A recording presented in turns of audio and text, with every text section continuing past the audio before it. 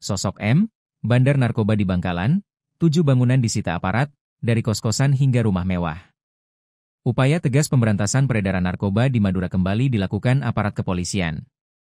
Sebanyak 7 bangunan mewah yang diduga hasil tindak pidana pencucian uang peredaran narkoba disita tim gabungan di Kabupaten Bangkalan, Jawa Timur, Kamis, 2 Oktober 2025. Penyitaan ini dipimpin langsung di Tres Narkoba Polda Jatim dengan dukungan penuh Polres Bangkalan. Total 493 personel gabungan dari Satbrimob, Satsamapta, Gegana, hingga lintas fungsi diterjunkan dalam operasi besar tersebut. Alhamdulillah lancar, semoga semua dalam keadaan sehat. Mudah-mudahan ikon Madura yang susah disentuh berkaitan narkoba bisa terkikis pelan melalui berbagai kegiatan, ujar Dirres Narkoba Polda Jatim, Kombes Pol Robert Da Costa, dalam apel konsolidasi di Mapolres Bangkalan. Kapolres Bangkalan AKBP Hendro Sukmono menyebutkan, 7 bangunan tersebut berkaitan dengan seorang bandar besar narkoba berinisial M.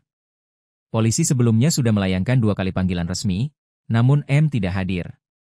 Pada hari ini kami membackup kegiatan upaya paksa yang dilakukan di Tres Narkoba Polda Jatim di Kecamatan Kokop terhadap Tu berinisial M. Terhadap M dilakukan 2 kali pemanggilan namun tidak hadir atau tidak mengindahkan, tegas Hendro.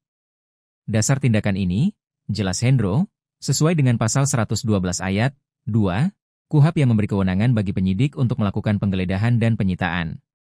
Meski demikian, Hendro menyerahkan detail sosok M sepenuhnya kepada penyidik Polda Jatim. Biar penyidik di Polda yang menjelaskan, ujarnya. Dalam penyitaan di Kelurahan Lajah, polisi menghadirkan ketua RT setempat, Muhlis, sebagai saksi. Besaran sewa kos tiap bulannya saya tidak tahu. Ini rumahnya Muzamil, kepala desa Lembung Gunung, kurang lebih 1 tahun berdiri.